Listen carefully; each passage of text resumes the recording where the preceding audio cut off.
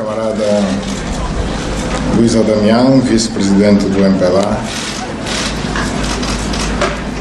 camarada Álvaro da Boa Vida Neto, secretário-geral do MPLA, camaradas membros do Comitê Central, camaradas militantes e simpatizantes do MPLA, caros cidadãos angolanos, minhas senhoras, meus senhores.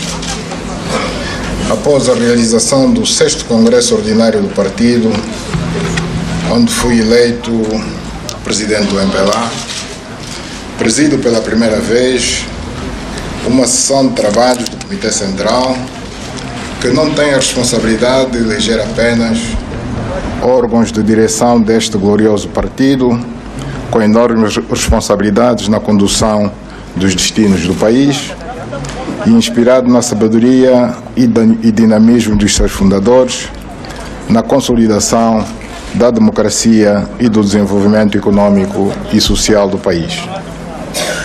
Permitam-me, por isso, saudar os militantes e estruturas de base do MPLA, da OMA e da JMPLA, aqui representados pelos camaradas membros do Comitê Central, aos amigos e simpatizantes do MPLA, a quem expresso as minhas saudações patrióticas.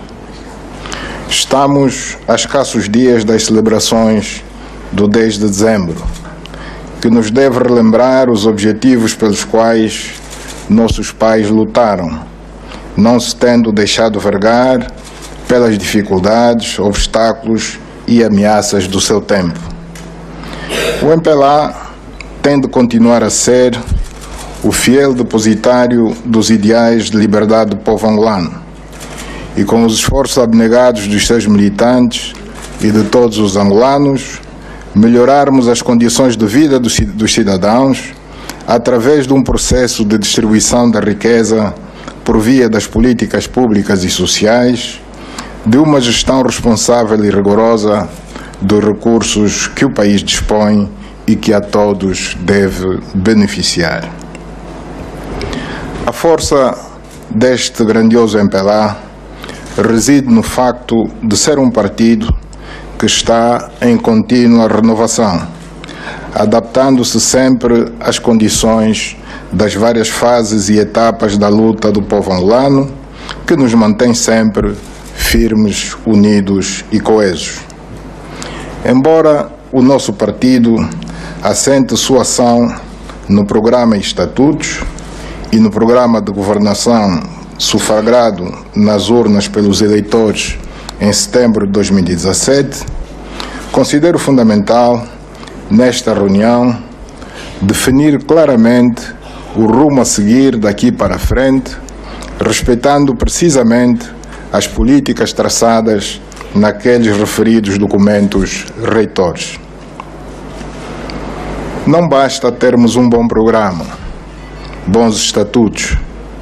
Importa que a nossa prática, a nossa atitude enquanto partido, esteja em conformidade, alinhada com o conteúdo dos documentos que aprovamos em Congresso ou a outro nível de direção. Que MPLA temos, que MPLA defendemos e pretendemos construir para o futuro.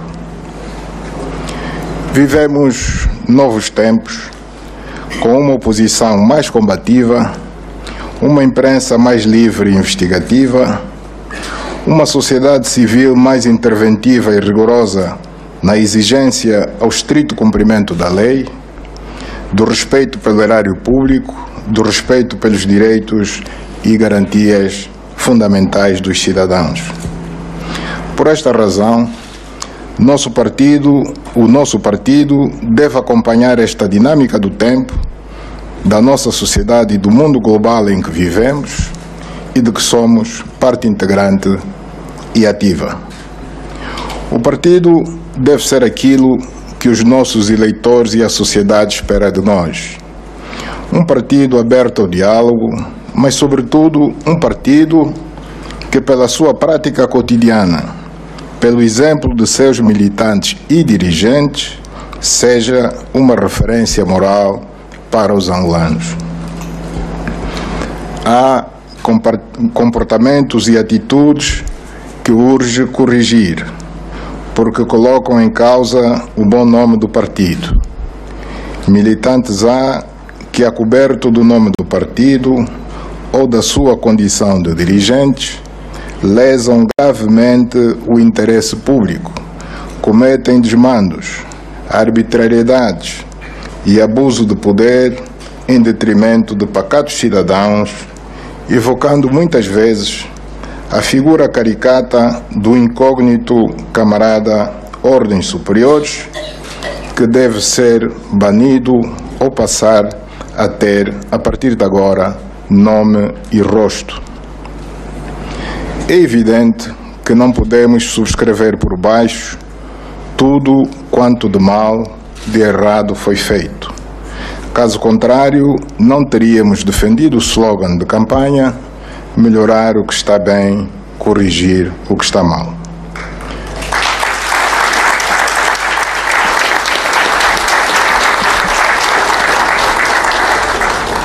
Nosso programa de governo 2017-2020, sufragado nas urnas, no que concerne ao combate ao crime econômico e à corrupção, diz na sua página 58 o seguinte: combater todas as formas de corrupção, por ser uma prática que fragiliza as instituições democráticas e mina a confiança dos cidadãos e dos investidores no aparelho do Estado. Aprofundar o quadro jurídico de responsabilização, tanto de natureza penal como de natureza civil e reintegrativa, e ainda tomar as medidas disciplinares necessárias de modo a desincentivar, perseguir e punir os atos de corrupção que lesem o Estado e os superiores interesses do país. Ao defendermos esse programa de governo, no que ao combate à corrupção diz respeito, fizemo-lo não apenas para cativar o voto dos eleitores, mas sobretudo porque tínhamos consciência da necessidade de cumprir com este compromisso que se afigura vital para o nosso país. É o que estamos a fazer, mobilizando todas as instituições e a sociedade civil a se juntar à luta que é de todos. Caros camaradas, diz-se que o poder corrompe.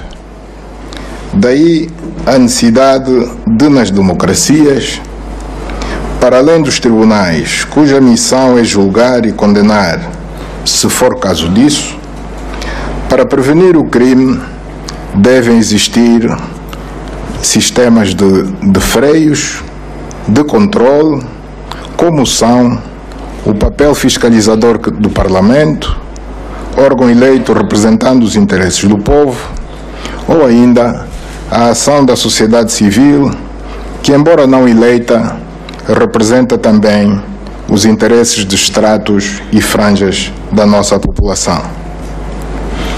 Considero importante que o nosso próprio partido, pelas responsabilidades que tem, pela necessidade de partirem de si os bons exemplos para a sociedade, deve desempenhar também este papel dissuador, de freio aos eventuais apetites dos gestores dos recursos do Estado. O partido deve ser o primeiro a levantar sua voz sempre que surjam sinais preocupantes de constituição de um império econômico de uma família, uma pessoa, não importa quem, sobretudo quando são comprovadamente usados fundos públicos ou de empresas públicas em empreendimentos que depois aparecem registrados como sendo privados. Se empresas públicas forem passadas para o domínio privado, a favor de familiares nossos, sem que se tenha conhecimento de algum concurso público, o partido deve ser o primeiro a denunciar, contrariar e, se possível, impedir.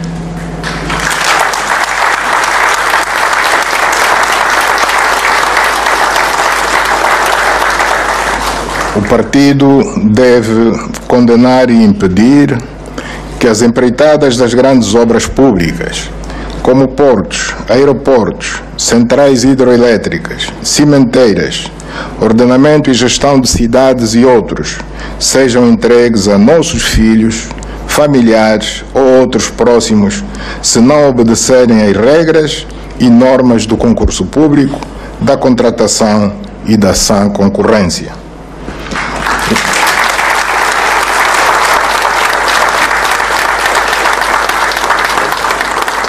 O partido não deve aceitar nunca o monopólio de um único grupo econômico na comercialização de um produto tão valioso como os diamantes, o que pode ter como consequência a fuga das multinacionais do setor, que, no entanto, investem em outros países, até mesmo nos nossos vizinhos.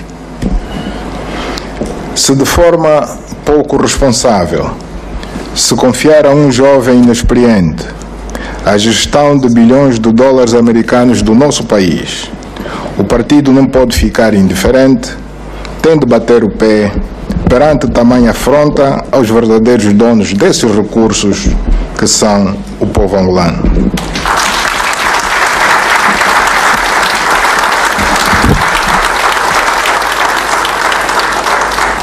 Quando tivermos a coragem de assumir esta postura, então o país sairá a ganhar, porque se o exemplo vier de nós, temos a certeza que toda a sociedade nos seguirá.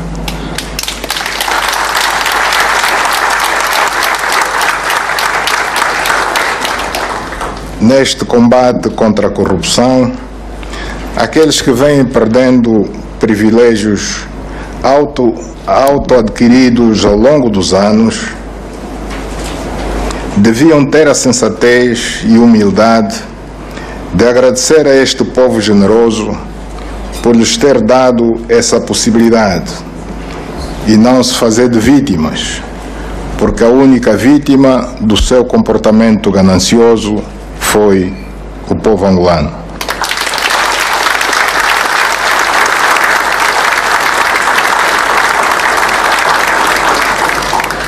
Este povo que permitiu que uns poucos privilegiados mergulhassem no pote do mel com insaciável apetite, não merece tamanha ingratidão com manifestações de quem se julga no direito de continuar a manter o estatuto indevidamente adquirido. Só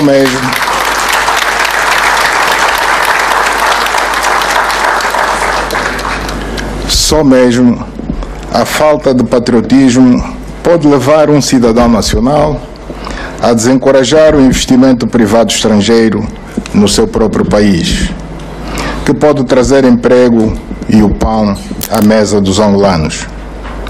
Surpreende-nos o facto de cidadãos angolanos invocarem, quem sabe mesmo desejarem e até financiarem uma provável instabilidade política num país como Angola, já bastante martirizado por anos de conflito. Tratando-se de um assunto de segurança nacional, com certeza vamos acompanhar com a seriedade que o assunto requer. Este processo de reformas políticas e econômicas em curso no país já é irreversível. Angola jamais voltará a ser a mesma de há uns anos atrás. A Angola das oportunidades restringidas a uns quantos intocáveis, que tudo podiam, essa Angola pertence à história.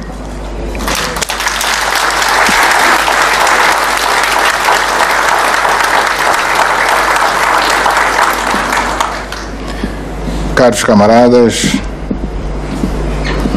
governantes, empresários, cooperativas, associações empresariais, organizações não governamentais, acadêmicos e investigadores, enfim, todo o país está mobilizado para enfrentar e vencer o grande desafio da diversificação da economia. Para o êxito desta missão, contamos também com os recursos financeiros e outro tipo de ativos colocados ilicitamente fora do país, em paraísos fiscais e não só, e que devem ser repatriados voluntária ou coercivamente, à luz das leis sobre o repatriamento de capitais e demais legislação em vigor. Esses recursos serão investidos na nossa economia, contribuindo no esforço nacional de aumento da produção interna de bens e serviços e na geração de empregos. Também aqui, o partido é chamado a liderar esta operação, sobretudo e por maioria de razão, se alguns dos visados forem militantes, dirigentes ou outras altas figuras do nosso próprio partido. Caros camaradas, durante este primeiro ano de governação, procuramos criar um melhor ambiente de negócios através de medidas de moralização da nossa sociedade.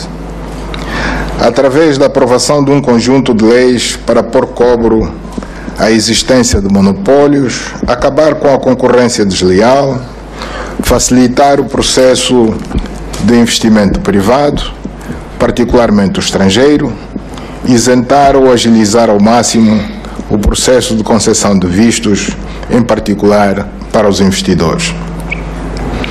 Levamos a cabo, ao mais alto nível, uma verdadeira campanha de diplomacia econômica, mais virada para a mobilização do investidor estrangeiro e que deve ser continuada a outros níveis do Executivo, da agência AIPEX, das missões diplomáticas e da comunicação social.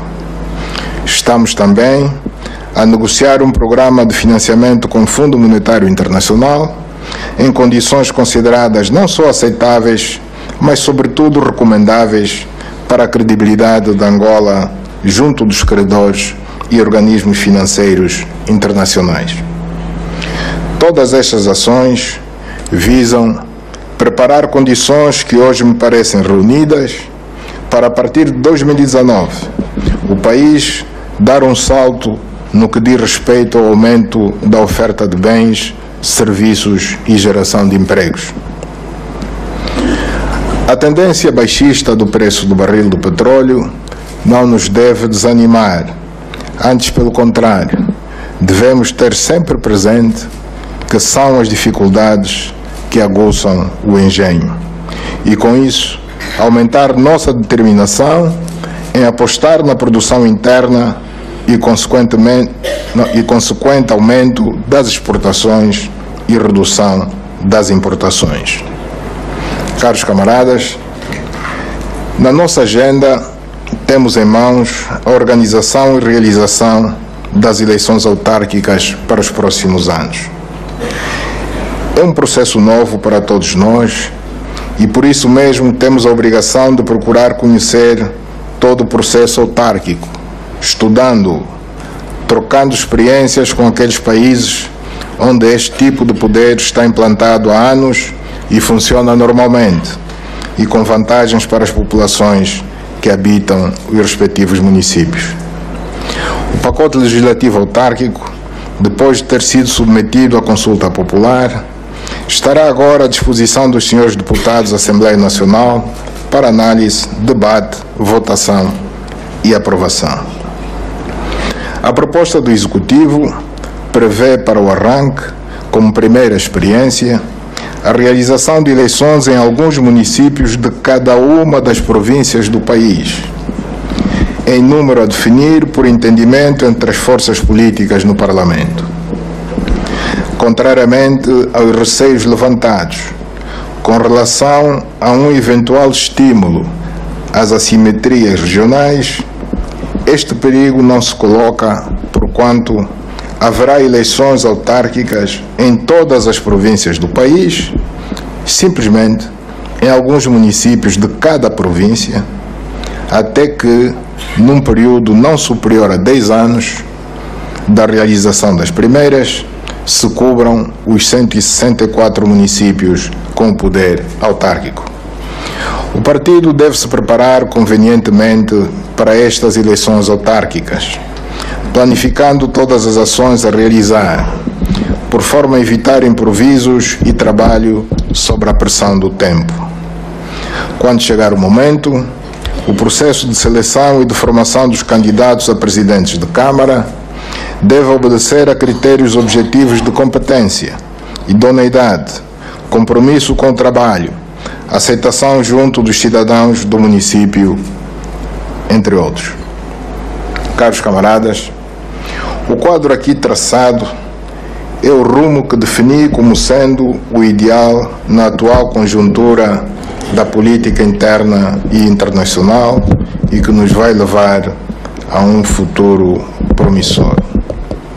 O que estou a pedir ao Comitê Central, ao partido, é que o partido fiscalize as ações do presidente do partido, do presidente da República, do Executivo, para que eles, enquanto seres humanos, não caiam em certas tentações, algumas das quais citadas atrás.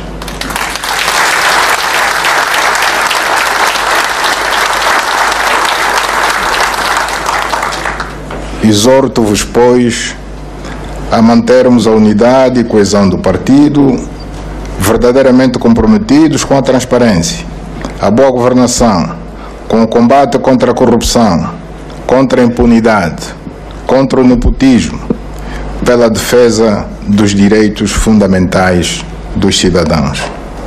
Melhorar o que está bem, corrigir o que está mal. Viva o MPLA, a luta continua, a vitória é certa. Declaro aberta a 6ª sessão ordinária do Comitê Central.